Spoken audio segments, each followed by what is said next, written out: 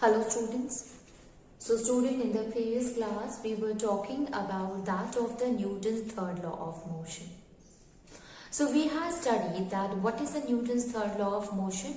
Newton's third law of motion, it states that when our body exerts a force on the other body, then what happened? The other body will also exert an equal and opposite amount of a force on the first body.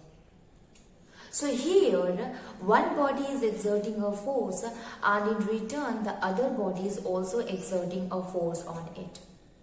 So you can see here that that force is also equal but it in the opposite direction. That is why we are saying that it is an equal and opposite force. So the first body, when it applied a force on the second body, we will call that is an action. And in return, when the second body exerts an equal and opposite amount of a force to the first body, we will call it as a reaction. So one is an action, other is a reaction. So in that term, we can write it, that is, every body has an equal and opposite reaction. And we have understood this concept with the help of few example, students. So we have seen the first example, and that was how do we walk. So you see, how do we walk? So we used to push the ground in the downward and backward direction. Okay, so when we used to push it at the downward and backward direction, then that force applied by us, an equal amount of a force will be applied by the ground also. So ground, it applies a force in the upward direction and the same amount of a force. So when we push it in the downward, it pushes it to the person in the upward. When we pushes it to the backward, it pushes the person to the forward. So here, by this method, we can move our body in the forward direction. So one force is applied by us, that is an action, and another force applied by the ground, that is a reaction. And the force which is applied by us and that of the ground is equal, but is in the opposite direction. So we had understood the first one here. The second case that we had discussed, that why the gun recoil. Okay, so gun recoil because when we use the gun and when we fire, then what happened? The bullet, it came out. Now here the gun is applying a force on the bullet so that it can move in the forward direction. So here the gun has applied the force. Now the bullet will also apply the force on the gun so that it will move in the forward direction. And here, since the bullet is small in mass, its mass is lesser as compared to gun, so less force will be exerted by the bullet to the gun. Okay, so if less force will be exerted, so it will not make the gun to move very far, but it will make the gun to move little distance from the person. So that is why it will give a small jerk or small kick to the person. That is why if we are dealing with that of the gun, we should be careful regarding especially to our shoulder, because it may hurt to our shoulder. That is what? That is the recoiling of the gun. So recoiling of the gun also depend upon the Newton's third law of motion. Now let us move on and see some of the other examples also. So the flying jet aeroplane.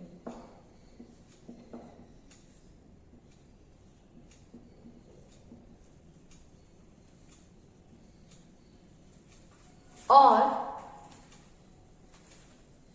rocket.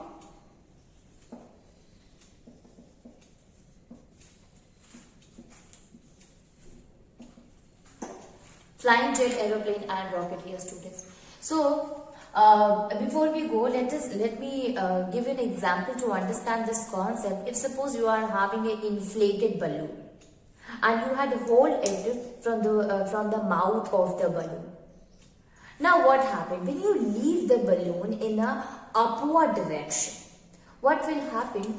The gases, it starts coming out from the balloon, but the gases are coming in the downward direction because you leave it. and the balloon is moving in the upward direction. So gases are coming in the downward, but the balloon is moving in the upward direction. The same thing happen if you have taken that inflated balloon and you have released it in a east direction. So what will happen? The balloon will move in the east direction, but the gases will come out in the west direction. So here basically what happens when the balloon is released, so the movement of the balloon is in this direction and the release of air is in this direction. Okay, so they both are, then they move in a different direction. So here what happened basically, when the gases they came out through the balloon, so balloon has exerted a force on the gases, due to which the gases starts coming out through the balloon. So this is what, student, this is, we can say, is a kind of an action, okay, in which the release of gases occur. Now, if we talk about the balloon, so these gases which is coming out through the balloon will also exert an equal amount of a force to the balloon, and that is what? That is the force of reaction. Okay, and since the force is also applying in an opposite direction, so this is what? This is a reaction force.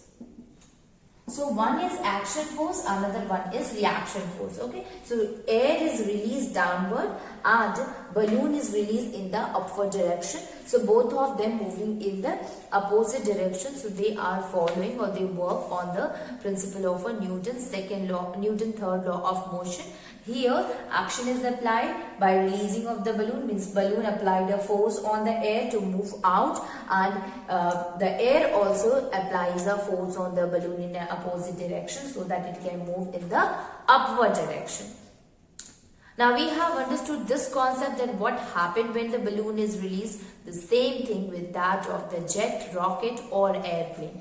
So there the fuel are there. So when a jet aeroplane is, it moves in the upward direction, what happened? Here the fuel, it forces the gases to move in the downward direction. So as the gases are forced to come outside in the downward direction, so this is the force applied by the fuel, this is the force applied by the plane to the gases, to the hot gases to come in the downward direction. And in return, these gases also apply an equal and opposite amount of a force to the jet aeroplane or the rocket to move in the upward direction. So one force is applied in the downward direction, other force is applied in the upward direction, and due to this motion, the jet aeroplane or that of the jet rocket is able to move. Okay. So we can write it that if we talk about the first one of the jet aeroplane, so jet aeroplane utilizes the action reaction, the principle of action, principle of action and reaction.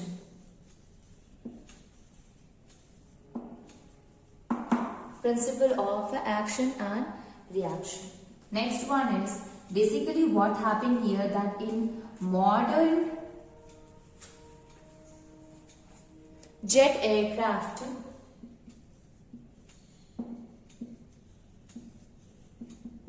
hot gases, modern jet aircraft, hot gases obtained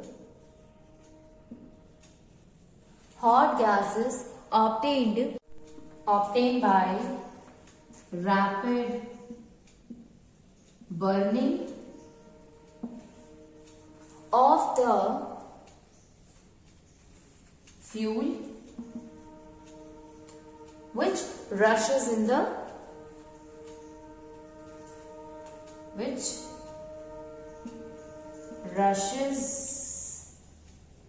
out through the rear zone. Okay,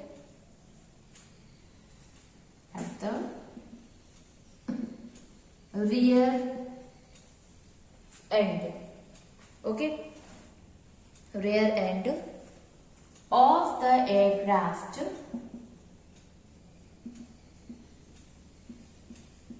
at great speed. Normally, the modern jet aircraft is there, the hot gases which is coming downward. Basically, how it is obtained? It is obtained due to the fuel which is rushes out, which is coming out through that of the jet aeroplane at a great speed. Now, not only this, students, but and an equal and opposite amount of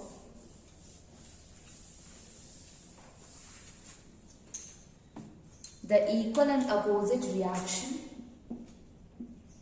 the equal and opposite reaction of the backward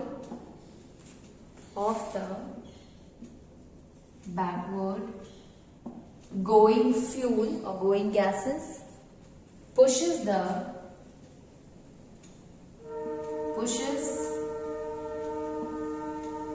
jet aircraft to move upward. The jet aircraft to move forward at a great speed.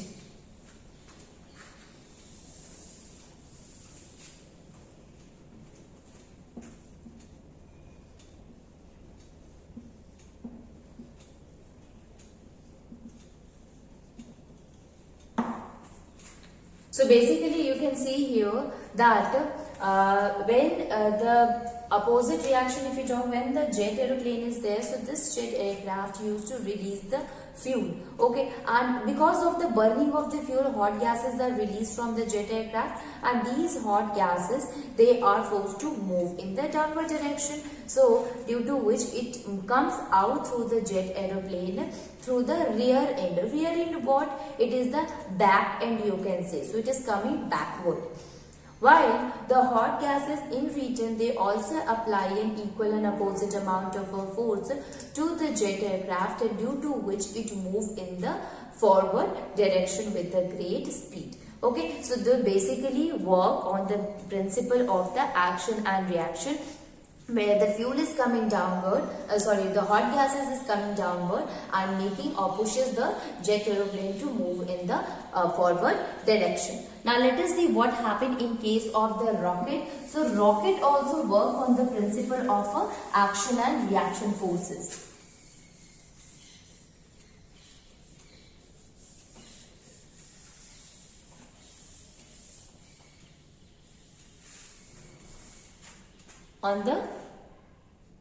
So we can write it, that is, rocket also work on the principle of action and reaction force.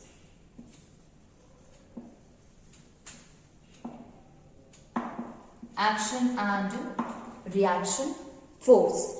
Okay, so in rocket, hot gases are produced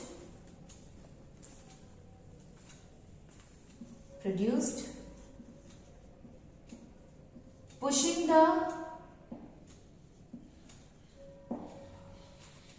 gas in the downward, pushing the plane, students, pushing the hot gases are produced pushing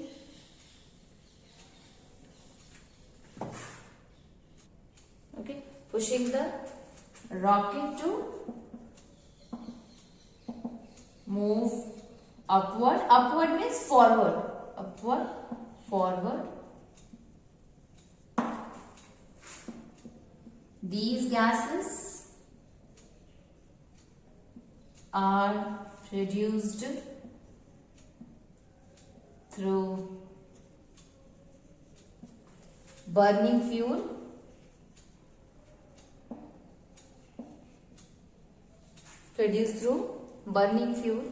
and rushes downward.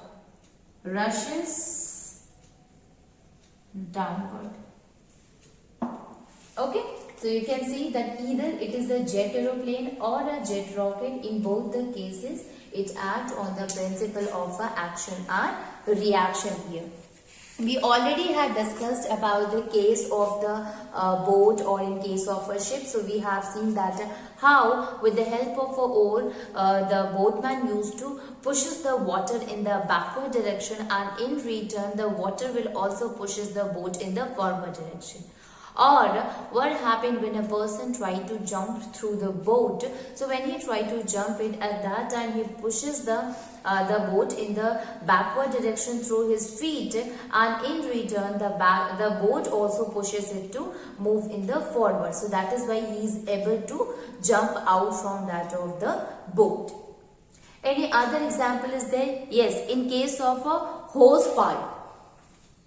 So we can write it. Next one is in case of hose pipe.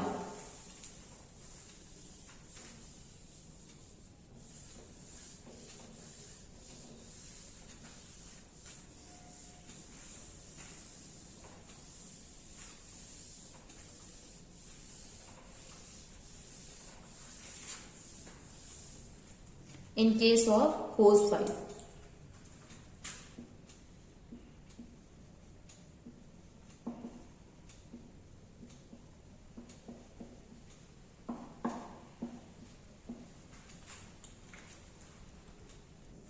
So what is a hose pipe? Basically it is used by the firemen, and while using this hose pipe, the firemen used to hold it strongly, because the strong water which is coming out from these hose pipe is actually exert a lot of a force on the hose pipe to move in the backward, because with the force it is coming in the forward direction. Water is coming from the to the forward direction, so that is in action, and in return the water also apply a force to the hose pipe so that it will move in the backward direction, and that is why the firemen have to hold it strongly so that it will not move. So here also in case of a hose pipe, it is also working on the principle of action and reaction forces. Let us write it. That is when a fireman directing a powerful stream of water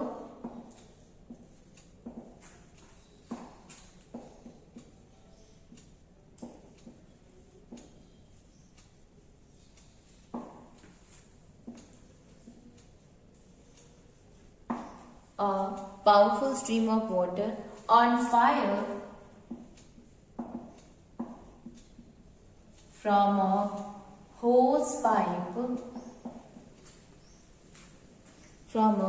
pipe, they have to hold the hose pipe strongly. They have to hold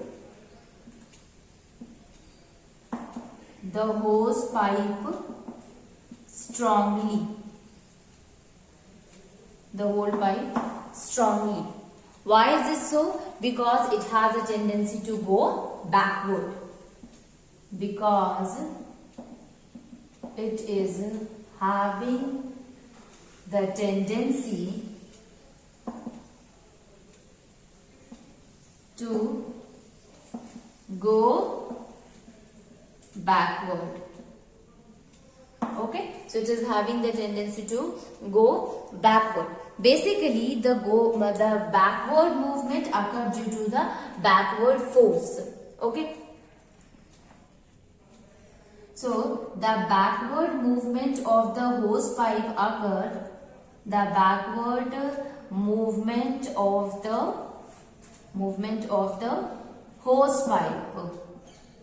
hose pipe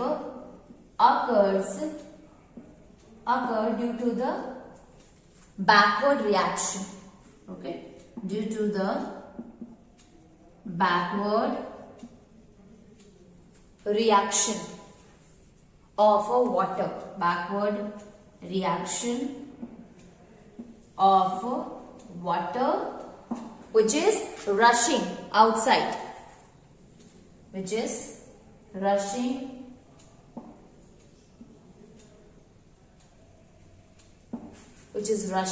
through it in the forward direction,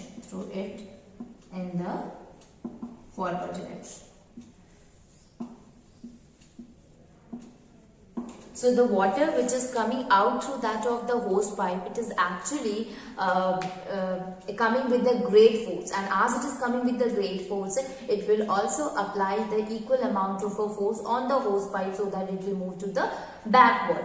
Okay, and that is why the firemen have to hold it very strongly, otherwise it will move backward. And basically the backward movement occur due to the backward reaction. So a forward reaction is there in which the water is coming out from the water stream is coming out from the hose pipe, and that water stream will also exert a force, a reaction, a backward reaction, so that the hose pipe move in the backward direction. Okay. So this was about in case of a hose pipe. There are a lot more students in which you can understand even in the movement of a horse cart. So you see that in case of a horse cart, what happened?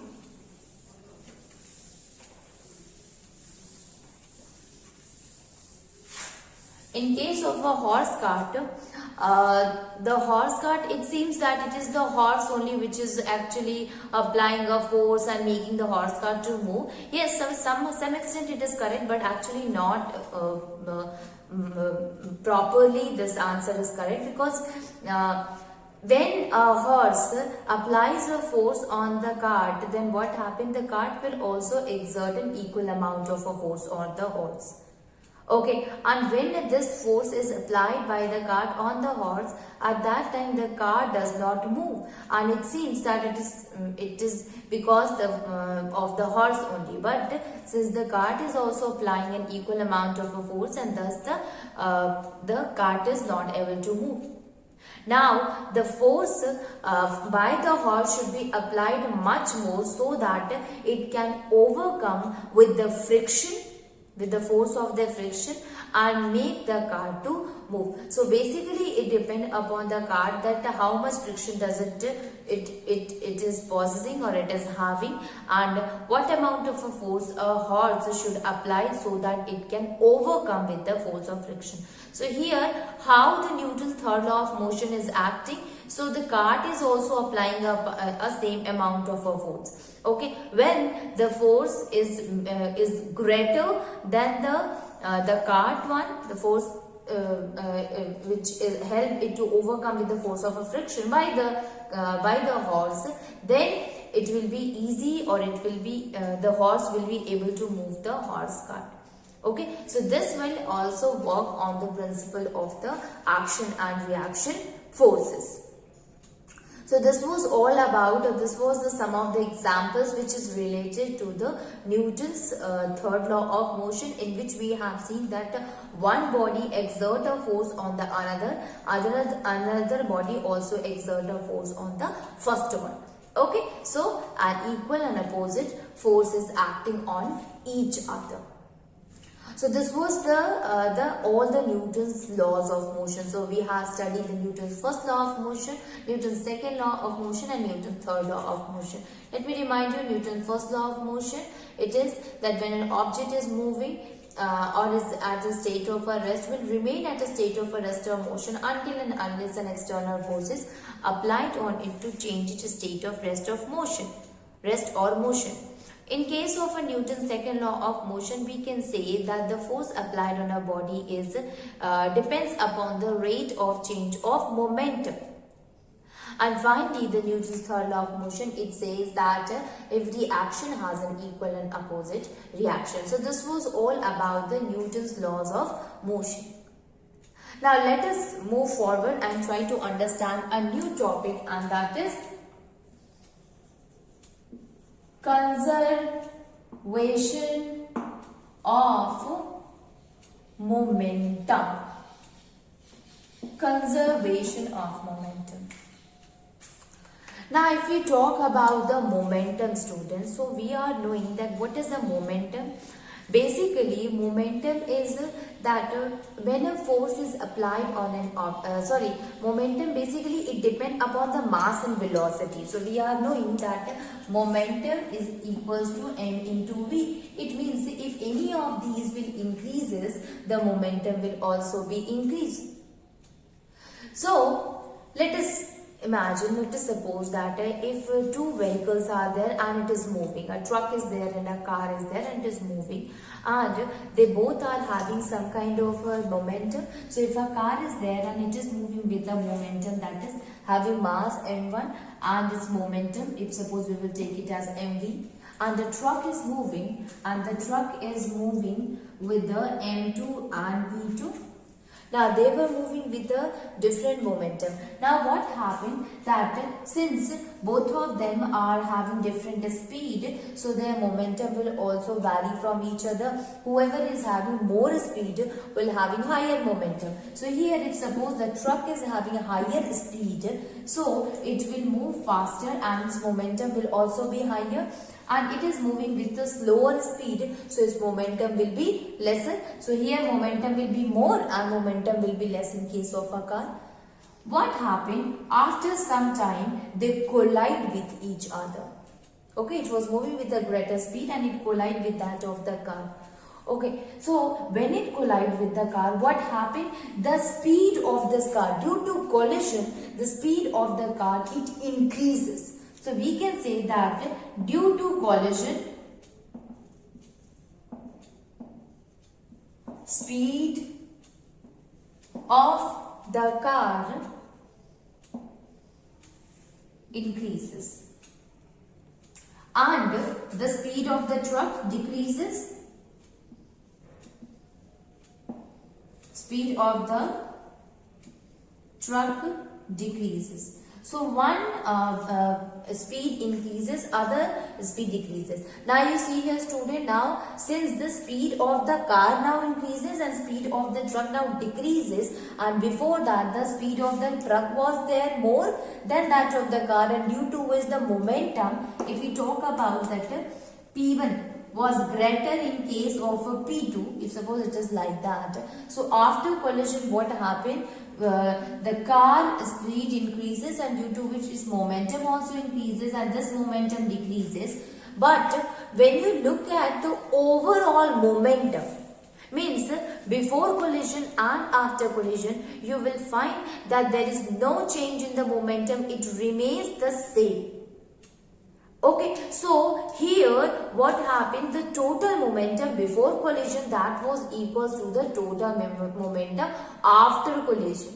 And this is what, this is the conservation of momentum. It means there is no change in the momentum, momentum will remain conserved. Initial one to the final one, both of the momentum is conserved. So we will call it as a conservation of momentum. And on the basis of that, we can also say that momentum, conservation of momentum, basically it is on the laws of conservation, and that is the momentum can neither be created nor destroyed.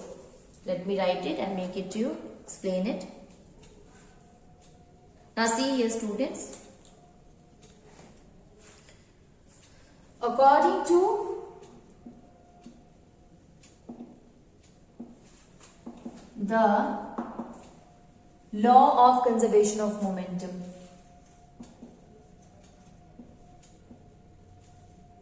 law of conservation of momentum,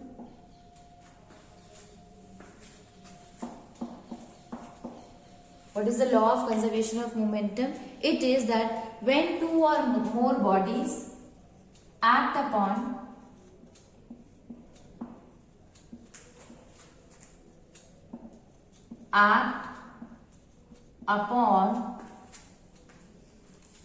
one another,